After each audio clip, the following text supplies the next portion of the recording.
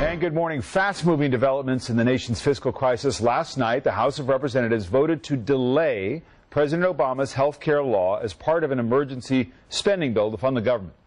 A bill Senate Democrats say they will reject, and the president promises to veto. The vote brings the country, as I said, one step closer now to a government shutdown beginning Tuesday. Our Capitol Hill correspondent is Kelly O'Donnell. She's been following all of this. So, Kelly, what's the latest? Well, good morning, David. You might expect there would be nonstop action today to try to prevent this shutdown of the government, since the deadline is just tomorrow night. But I can tell you that is not happening. Congress is on pause. After the House worked into the wee hours, they have made their message clear. But the Senate is already telling me that they will reject that flatly. But that comes tomorrow. So today, when the country is waiting for some sort of answer, Congress is on hold. Here's where we stand. I won't get into all of the weeds, but this is what the House has done. They are passing funding to keep the government open and operating, but with conditions: to delay the president's health care law by 1 year and to repeal a medical device tax that's paid by manufacturers for things like pacemakers or defibrillators. Delay that and repeal it. Also, lawmakers decided that if there is a shutdown, they do want military paychecks to keep coming. But again, that's the House version. They say that's where they stand. The Senate, run by Democrats, says no way. The only thing they would accept is simply keeping the government open, nothing that would affect the health care law. And so the staring contest begins, in effect. Kelly O'Donnell, I know you'll be tracking it. Thanks very much for your time this morning. Joining me here in the studio, the Republican senator from Texas, Ted Cruz. You're the man in the middle of this whole fight. So here are the stakes. Defund or delay, say you and other Republicans. The president says no way. This law is moving forward. Are you in control of what happens next? Look, at the end of the day, every senator has to decide how he or she is going to vote. Every representative has decided how he or she is going to vote. The House last night at 12:30 in the morning voted to keep the government open, to fully fund the government. But at the same time, the House responded to the millions of Americans who are hurting under Obamacare. And I think the Senate needs to do the same thing. You keep saying that the Senate and the House should listen to the American people. I looked at polling this week that shows in a lot of quarters the bill is unpopular, the law is unpopular. 56% want to uphold this law. So when you say listen to the American people, they're not necessarily with you. Well, look at the phrasing of that. Uphold this law. I promise you, if you do any poll on do you want to uphold this law, the answer is always yes. So it's just polling methodology? Look, there are a lot of polls that are done for advocacy purposes. I promise you, any single senator who goes home to his or her state, any representative that goes home to his or her state, and you hold a town hall, and you just ask people, what are you facing? I mean, I've spent hundreds of hours crisscrossing the state of Texas, traveling nationally, and people all over the country, they're losing their jobs, they're being forced into part-time work, they're facing skyrocketing health insurance premiums, and they're losing their health insurance. We'll get into some of the particulars of Obamacare, because obviously there's more to that story that advocates would argue, but let's just stick with the here and now. So how does this end? Because as I understand it, you would only support defunding of Obamacare. A delay for you is not enough. Well, let's talk about the next steps. The next step is the Senate needs to act. And right now, the Senate's on recess. In my view, Harry Reid should call the Senate back in today. We have a bill in front of us. There's a government shutdown in 48 hours. Listen, I would love to be back in Houston with my two little girls, playing with them this afternoon. As you know, I'm here in Washington, D.C., because I want to be here and ready to work. And there's no reason the Senate should be home on vacation at a time such as this. The Senate has acted, the majority leader will say, passed a bill to keep the government open, and now we've gone back to trying to delay or defund Obamacare. So the Senate is saying, we're not going to take this up. Should they take up part of it? Should there be votes? Would you filibuster this bill? Well, let's be clear what the Senate has done. So far, Majority Leader Harry Reid has essentially told the House of Representatives and the American people, go jump in a lake. He said, I'm not willing to compromise. I'm not willing to even talk. His position is 100% of Obamacare must be funded in all instances, and other than that, he's going to shut the government down.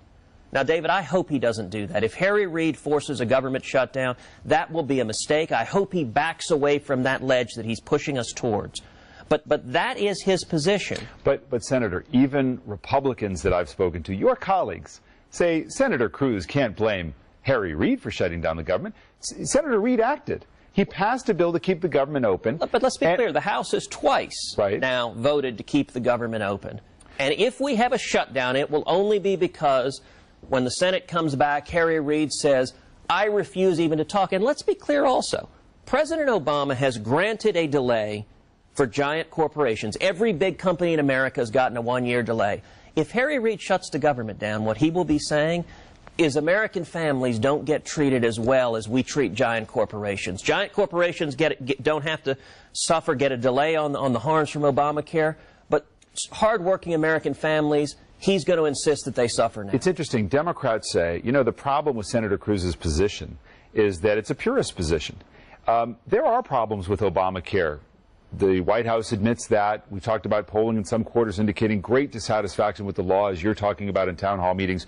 But you haven't engaged in a debate about how to change the law. What you've gone out and said is, let's kill the law altogether. Let's defund it. Actually, with respect, David, I think the premise of your question is wrong. It is the Democrats who have taken the absolutist position. Look, I've engaged. I'd like to repeal every word of the law. But that wasn't my position even in this fight. My position in this fight was we should defund it, which is different from repeal. And even now, what the House of Representatives has done is a step removed from defunding. It's delaying it. Now, that's the essence of a compromise. For all of us who want to see it repealed, simply delaying it for American families on the same terms as being done for big corporations, that's a compromise. And at the same time, David, on the other side, what have the Democrats compromised on? Nothing. Zero. Their position is absolutely no, no matter what. How is that compromise? You make this argument as if there's no broader context here. Obamacare has been legislated, it has been adjudicated, and it has been tested to the political system. And so let's go through that. We had an election where I heard the standard bearer of the Republican Party, Mitt Romney, say Obamacare should be repealed. All the Republicans already voted against this thing when it was ultimately passed. The Supreme Court upheld it. And then this summer, you and your colleagues said, look, let's have a strategy here of defunding Obamacare. And you had people who signed a letter, and they said they joined you in that fight. Well, here you are now. You don't even have the same number of folks who signed the letter who voted with you in this effort. There are not protests in the streets arguing to do away with this law in the way that you'd like. Again, 56% in one poll this week, New York Times, CBS said, let's uphold the law. So I'm focusing on results, your goal and results. Where have you moved anything? Okay, look, the facts are becoming more and more clear that Obamacare isn't working. Every day that's becoming more clear. There's a reason the unions are jumping ship. One union after another is saying, let me out. There's a reason why James Hoffa, the president of the Teamsters, said that he was writing on behalf of millions of working men and women, and he used millions, not hundreds, not thousands, and he said Obamacare was destroying their health care. Destroying is his word. Now, why is it that Harry Reid and the Senate Democrats are not willing to listen to the millions of working men and women whose health care is being destroyed? You're a terrific lawyer. You're making an argument. I asked you a specific question based on the facts on the ground. You've made all these arguments. My goodness, you went and spoke for 21 hours to make these arguments. You haven't moved anyone. Oh, look, the American people overwhelmingly reject Obamacare. They understand it's not working. The only people who aren't listening to the argument are the career politicians in Washington. It's Harry Reid, who wants to use brute political force. And the great thing about the Constitution is that it creates a system of checks and balances, and each branch has the ability to check another. President Obama, sadly, in implementing Obamacare, has over and over again disregarded the law. When he granted an exemption for giant corporations, that was contrary to law. When he granted an exemption to members of Congress, that was contrary to law. Right now we have a system where the rich and powerful, those with connections to the Obama administration, they get spared some of the burdens of Obamacare. But those who are struggling, single moms and young people and people who are just trying to make it, they don't get the You're an opponent of the law. There is, of course, another side to this story, right? Millions of Americans are getting access to health care that they couldn't otherwise afford. Folks who have children, they can now be on it up to 26. Republicans agree with things like not having pre-existing conditions get in the way of getting insurance. Utilization is down. I spoke to a hospital administrator in Illinois this week, quite skeptical of the law, who said, look, utilization is down. That could ultimately be helpful for health care costs. You can't know what the effect is 5 years on from this law, and nor can proponents of the law. But here's one argument. You've made yours, and the president, when he spoke this week, he actually referred to your words, and I want to play a portion of this, suggesting that what you really don't want to happen is for the law to go forward, because then people would really start liking it. This is what he said. He said it's going to prove almost impossible to undo Obamacare. Right? So, in other words, we've got to shut this thing down before people find out that they like it. You don't think Americans will like it? You don't think that 25% of the state of Texas that's uninsured will actually like the expanded access to get health insurance? I don't, and here's why. Because it's not working. What's happening, if you want people to get health insurance, the best way for them to get health insurance is to get a job. And Obamacare is the biggest job killer in this country. If you look at the U.S. Chamber of Commerce surveyed small businesses subject to the mandate, half of them said that they were forcibly reducing people's hours to 29 hours a week or less, or hiring part-time workers. Another 24% said they weren't growing to keep their size under 50 workers. If you're a young person coming out of school right now, unable to find a job, a big part of the reason you're not able to find a job is because small businesses aren't growing because of Obamacare. And there's nothing that could give you better health insurance than having a vibrant economy where you can get a job. Let's take, for example, the 15,000 workers at UPS who just a few weeks ago received notice from their employer that spousal coverage was being dropped, that their husbands and wives were losing the health insurance that they're enjoying right now. Let's take the workers at SeaWorld who were told, we're forcibly reducing your hours to 28 hours a week because of Obamacare. This is happening all over the country, David. People are hurting because of this law. There are also benefit administrators in my research who indicate that there is no real sign that employers would stop giving health insurance to their employees. It's a major recruitment tool for how to get employees, and aspects of the law have been delayed so that it can work better, and perhaps these problems that you're identifying could be rectified short of complete defunding. I want to go back to where we started for a moment just to get you clear on this point. A government shutdown under these circumstances, because this doesn't sound like it'll be resolved, that's an acceptable outcome to you? Look, I don't want a government shutdown. I don't think Harry Reid should shut down the government. But let me make one point. The House of Representatives did something else terrific last night, which is they passed a bill to make clear that regardless of what happens, the men and women of our military should be paid. And Harry Reid, I believe, should bring that up. That passed unanimously in the House. And listen, right now, Harry Reid and President Obama have been essentially holding the military hostage, threatening their paychecks over this potential shutdown they might force. I think regardless of what happens, but is it an acceptable we should pass the bill. No, of course it's not acceptable. We shouldn't have a shutdown, which means Harry Reid has to move off his absolutist position. His position, I mean, you've seen multiple compromises from the Republicans, and you've seen zero. I mean, can you tell me any movement the Democrats have had whatsoever? But how does he move? What makes him move? What have you done to make him move, other than disrupt, your critics would say? Because as I outlined before, you've lost ground from even this summer on the position of getting people to vote with you. You lost ground from that position, and you haven't persuaded one Democrat. You got to have Democrats if you're going to overturn this thing. Well, actually, just this week, Joe Manchin came out, Democrat from West Virginia, and said he supported a delay in the individual mandate. And listen, last time this was in the Senate, it was unfortunate. We had division among Senate Republicans. I had hoped Senate Republicans would be united. That didn't happen, but I'll tell you this, I'm optimistic. This next time around, this is an opportunity for Senate Republicans to come home. I believe. You've raised money on this. You've taken to the floor for 21 hours. You haven't moved anything legislatively. Do you concede that point? I don't remotely. And, David, I recognize that the Washington establishment hasn't been convinced by the arguments, because the Washington establishment has been exempted from some of the harms. Members of Congress, how can you possibly justify to the American people that members of Congress are exempted from the law, aren't put on the exchanges like millions of Americans? Well, they're part of the exchanges. They just get an employer contribution like but millions of Americans don't. Millions of Americans. But 150 million Americans who get it from their employers do, don't they? But anyone on the exchanges doesn't get the employer mandate, except for members of Congress. And President Obama did that. I mean, look, people are frustrated with Washington, and the simplest reason is you've got politicians in both parties who aren't listening to the people and who are living by a different set of rules. The ruling class gets exempted. So Harry Reid and the Senate Democrats came to President Obama and said, we want out. We don't want under Obamacare. You know, I had an exchange with Dick Durbin on the floor of the Senate where he described the Senate's health care as first-class tickets, and he was arguing we should stick the American people in coach. Now, look, I think his own analogy shows what's wrong with this system, At a minimum, members of Congress shouldn't be treated better than the American people, and neither should big business. And if Harry Reid showed any modicum of being willing to compromise, he would agree to what the House has done to delay this all and say, this isn't ready for prime time, it's not working, and we're going to treat the American people at least as well as we treat big business. You're talking a lot about Democrats.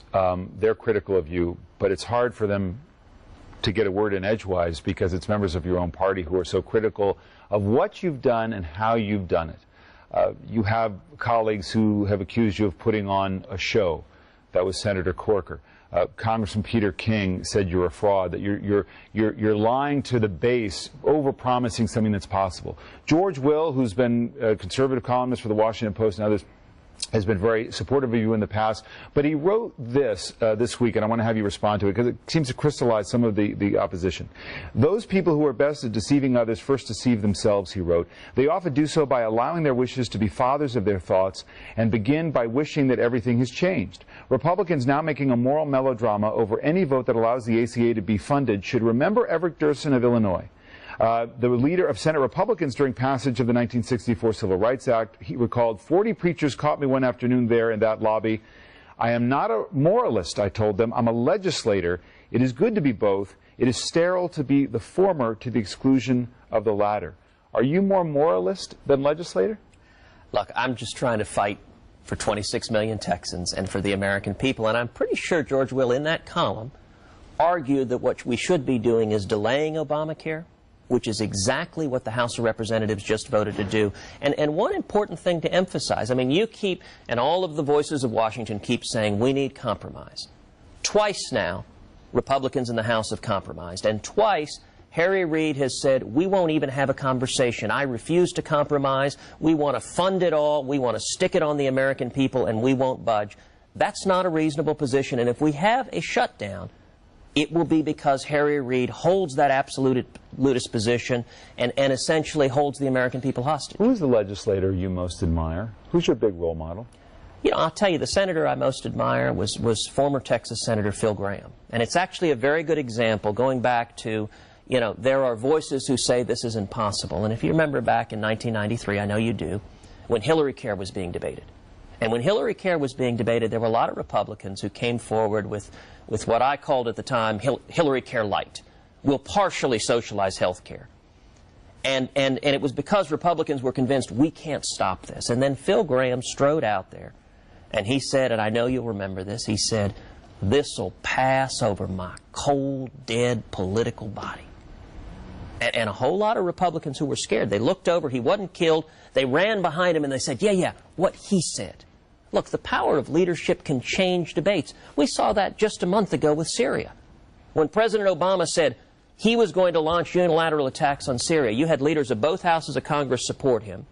And then the American people spoke up at overwhelming numbers and said, we don't want to get involved in a sectarian civil war in Syria where there's no clear U.S. national security benefit to doing so. And what happened? The entire federal government turned. We didn't get involved. We didn't launch those attacks. And just weeks earlier, conventional wisdom in Washington said it's impossible. Do you regret comparing the future of Obamacare to the rise of Hitler and Nazi Germany? Well, the premise of your question isn't true. I didn't make that comparison. What I said is that there have been many voices in Washington who've said, we can't do this, we can't do this, we can't do this. And I went through the centuries where over and over again, when facing big challenges, Americans have risen to the occasion, whether it was the Revolutionary War, the Civil War, World War II, whether it was going to the moon under John F. Kennedy, or whether it was winning the Cold War. At every stage, there were voices of conventional wisdom who say this can't be done. And at every stage, the American people rose to the occasion. And what I said is we should do the same here. We should look to, if we empower the American people, if we get Washington to listen to the people, that's how we get this changed. Do you ride this to the presidential nomination? You know, it's easy for Washington to focus on politics. I understand. That's the business of this town.